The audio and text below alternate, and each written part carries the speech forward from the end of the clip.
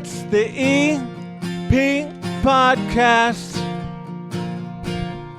Evergreen Park. All right, sitting down here at the 9-foot Homemade Oak Bar, I've got a return guest who's got to at least be part of the Five Timers Club at this point. And Jim Sexton, your head coach of the Evergreen Park Community High School men's basketball team, and a first-timer in George Shimko, who is the coach of the girls basketball team. How are you, George? Welcome to the show. I'm fine, thank you. Thank you for the invitation. Yeah, he walked down here, Jimmy. He was like, woo. Look at this place here, right? You didn't prepare him for the 9-foot Homemade Oak Bar? It's a very nice studio. Yeah.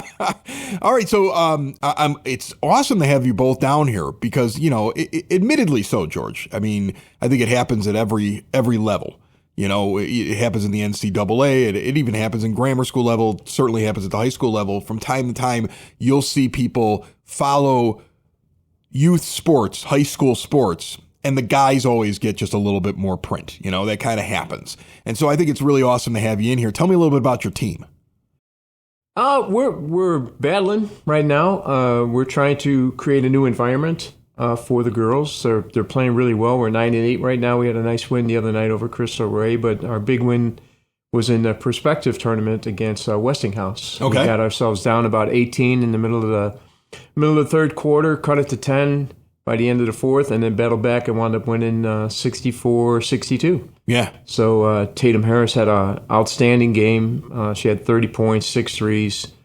Trinity Jones had 10 assists. So we're getting lots of contributions from a lot of the girls. I've noticed over the years, I mean, I've watched women's basketball over the years, and it feels like it's far more athletic and physical than maybe it was 20 years ago. Am I nuts to say that? No, absolutely not. I think the players are becoming more skilled. Yeah. And with skill comes a little bit more contact. And I think that the girls' game has really evolved into a little bit more high brand of basketball than in the past.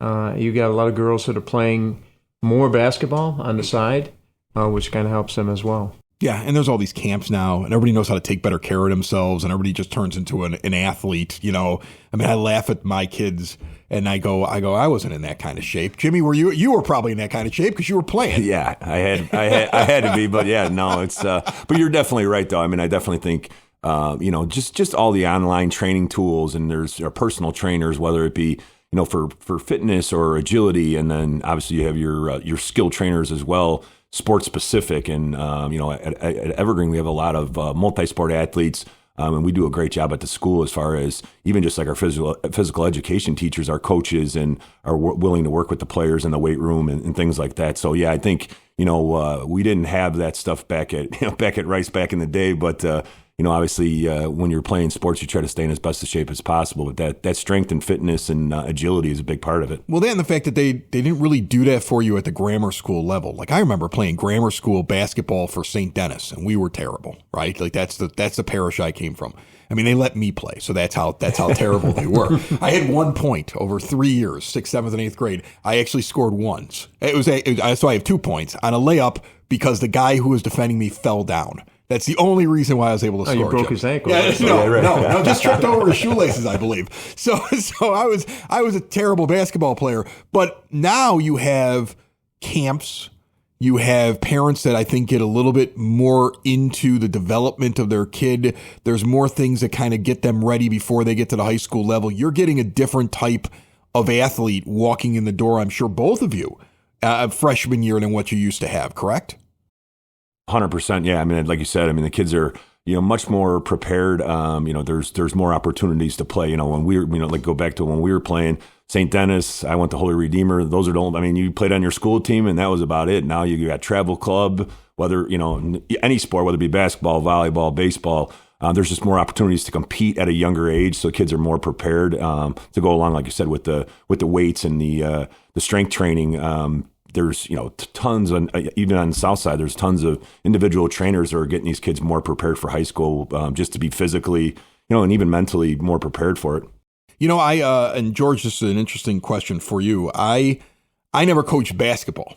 Okay. But I mean, I have 3 kids, and throughout the years I've coached Little League and girls softball. And I've been a manager of teams throughout their levels as they got older, and even into 12, 13 years old. So when they're actually good at it and they're not just letting the ball go between their legs and they don't know exactly where to go. But I mean, like, I've seen that.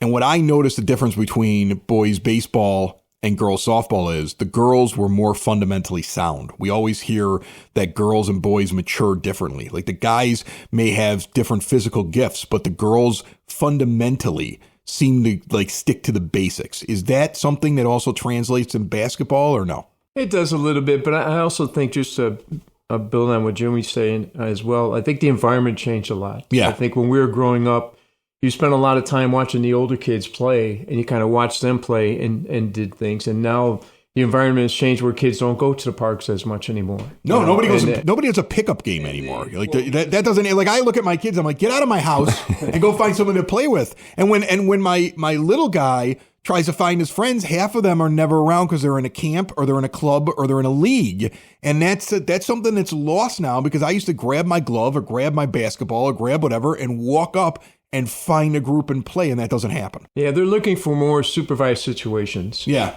So a lot of times when we used to go to the park, you never had to worry about the environment at the park. Now, parents, the way things are today, you kind of have to worry about that. So they try to find these areas, whether it's a club or whether it's a camp or something like that, that's supervised, so that they know they're going to be under the guidance of someone for a certain period of time. And the fun part about that is it allows them to become more skilled because they're getting training during that time, as opposed to just running around, shooting and learning from like the older guys that you're with. But when it comes to the fundamental side, I really think the difference between the girls and the boys is that the boys are adventurers.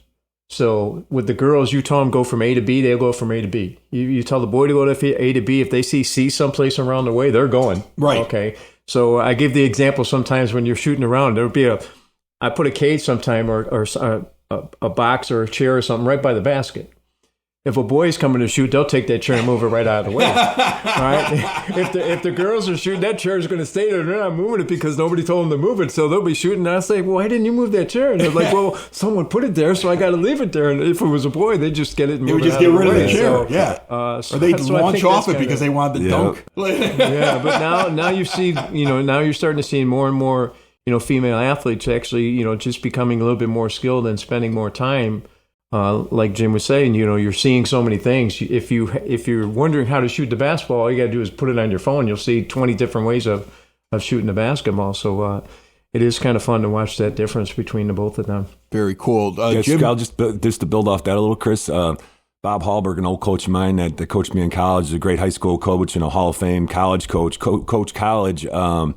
At the Division I level for boys, and then coached at St. Xavier for a long time with the girls. And he would always say the difference is every boy at the college level, you have to convince that they're not all going to the NBA. He goes, every girl, it's a constant pump them up and say, hey, you're meant to be here. We brought you here for a reason, and kind of they can continue that confidence. But I just always thought that was a funny way of putting it. Every boy that walked in that door at the Division I level thought they were going to the pros. It's so funny too, because the world is so big, but it's so small. Like he talks about Coach Hallberg. I've known Coach Hallberg, for such a period of time. And then when I was going to take over Queen of Peace, he had recommended me to go to Queen of Peace. Right. And we were talking about it, and he said, coaching girls is a little bit different. He goes, here's the first thing you need to do. He goes, I go, what's that, Coach? He goes, make sure you get a box of Kleenex and keep it in your office. And I'm like, why is that? He says, for you or for them? For both. Because when he became the first, the women's coach at St. Xavier, he said he can't believe how many were coming in and just, why aren't they playing? Why aren't they doing this and that? Yeah. He goes, I had nothing to give them. So that's one of the things he taught me. But I've been lucky to have a lot of very good people that's helped me in the journey. When we talk about Tom O'Malley a little bit earlier, his dad, first time I met him, he was a basketball specialist at Cornell Park. And he had one camper, and it was me. That's amazing. And he would be there every day after summer camp. I went to summer camp, and then we would play, one-on-one. He was coaching, I think, at Leo at that time. And I learned so much just being around him about the game. And then, his son Tom was superintendent, and that it's funny how the world is sometimes. It's funny that Tom O'Malley's back as the superintendent. I mean, we'll take a moment to kind of recognize that. I read about that as we sat down today.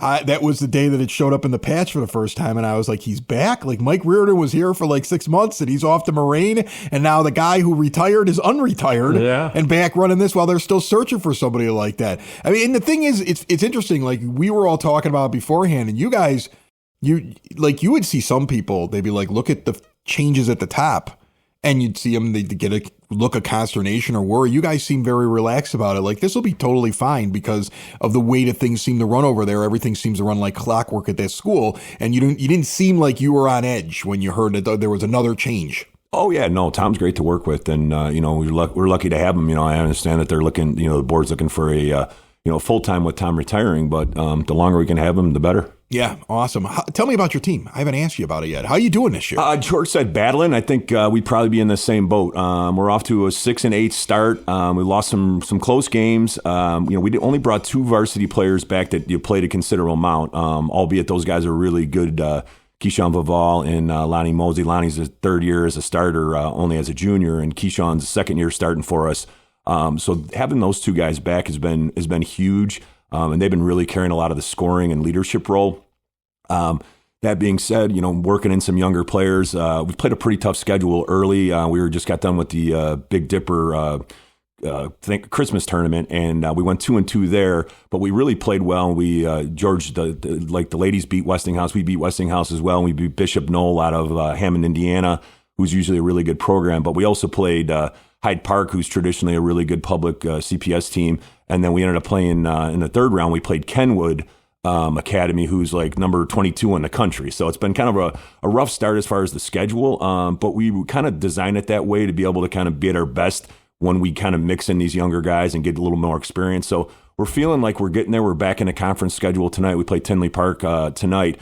So hoping that the best is yet to come. And really, the way, like I said, the schedule is set up is to be kind of firing on all full cylinders by the end of the year and hopefully playoff time. So we're getting there. You were mentioning, I overheard you talking with George about the idea that it sounds like your benches are pretty short this year. Like your guys are probably playing a lot of minutes. Is it all about conditioning this year with you? 100%. I mean, we're always about conditioning. I mean, the way we practice and the way we play is kind of full, 100% up and down. Like, we're one of the things is we're probably one of the fastest teams in the state. We don't have a lot of size, but we have a lot of speed getting up and down the floor, and our guys are in great condition. So we can play 5-6 guys and still get away with it. We get worn down a little bit here and there. Like I said, the Thanksgiving tournament, we played 4 games in 4 days. So by that Sunday, the 4th day, it was a little tough. But yeah, no, our guys are definitely equipped for that. Yeah, we've just kind of just like everywhere else. We've had some illnesses and some things going on where guys haven't been able to get to practice or even miss games because of illness or injury. So, no excuses on that, but it's just, like I said, we're hoping to kind of get full blast here and get everybody, get a full bench where everyone's not so much even for games. It's more practices to be able to compete in practice and carry that over to games. What's the environment like right now? Does it get busier? Do you get more people at games once the conference things start? I know, if I'm not mistaken, Evergreen Park High School almost has like an incentive program for their kids, like show up to these things, and there's almost an incentive to be there at them, which I love because it gets them out, because otherwise these kids just sit around in the virtual world at home. So I know you get a lot of student participation. What's it like right now at the games? Does it get, is it consistent all year long, or once you get to the conference and you get into the spring, the end of the winter into the spring, is that when you start seeing more and more fans? George, what do you think? Right now, our fan base has been pretty decent. Yeah. We've been pretty excited about it. Just talking about the teams a little bit, I've been really blessed that we have 3 seniors, Trinity Jones, Keziah Lewis, and Brianna Uwaje, who have done a really nice job of buying in. When kids come in, when a new coach comes in and the kids have had 3 years of being around somebody else, they've been really good about buying into what we wanted to be able to get done. And, I think the attendance has been pretty good for us. I think on the girls' side, it's always a little bit of a struggle to get more people to come to see the girls' games. But, it's been really nice. I've gone to a few of Jimmy's games. We've had the girls come to some of their games as well. And, he has a pretty decent crowd. So, but I also think it's about success. If you're competing and you're building and you're doing some good things, you're going to draw more and more people to You come get more and of watch the it play. non-high school kids showing up. You get the adults that'll kind of show up and be like, okay, what's this team all about? At Evergreen, we've been really fortunate that we've had a lot of kids come and watch the game, so which is good for us. So, and it's also good for the girls, you know, to have someone other than the coach or the parents saying, hey, that's really good, you know. So it's been really good so far. So I'm very enjoying it. That's very cool. Are you still doing the thing over at the athletic complex? I am not. I'm no longer there. You're done. Yes. You're out of there. Yeah. Okay. Yeah, I had an opportunity come up with a really good friend of mine to partner up on a business venture, payroll human resources company out of Oak Brook. So we started an office up there. Okay. Yeah. So, but they still have it over there. They still have it. It's still there. It's still rocking and rolling. rolling. Still running and stuff, right? Yep. Yeah. Okay. So Seamless transition away from you running it to somebody else. Yeah, Sarah's still over there, and they're still rocking and rolling. So it's still all the great things going on over there. All right. Well, guys, thanks so much for coming in, Jim. I'd be crazy not to ask you here on the EP podcast how your dad's doing, former mayor of Evergreen Park, Jim Sexton. Everything going well? He's doing great, yeah. And like we were talking, kind of pre-show here. George had talked to him about a couple days ago at our game when we played Naperville North on Saturday. So he still gets out to a lot of games. Still spends as much time as he can in Evergreen Park, and he's still getting out there and seeing our games and seeing the grandkids' games. And now Nolan's in college, trying to find when he can get an opportunity to see him play as well. So that's awesome. Very cool. Oh, definitely. Tell him. Look, I want to get him down here one day just for like story time. Story time with James Sexton. Like get him like a couple years removed from the office and see what comes out. Like when you bring him in, I want to sit over there on the couch and listen. So thank you so much, guys. Thanks, no problem. Thank you as well. Thanks, buddy. It's the EP Podcast. All things Evergreen Park. It's the EP Podcast. Evergreen Park.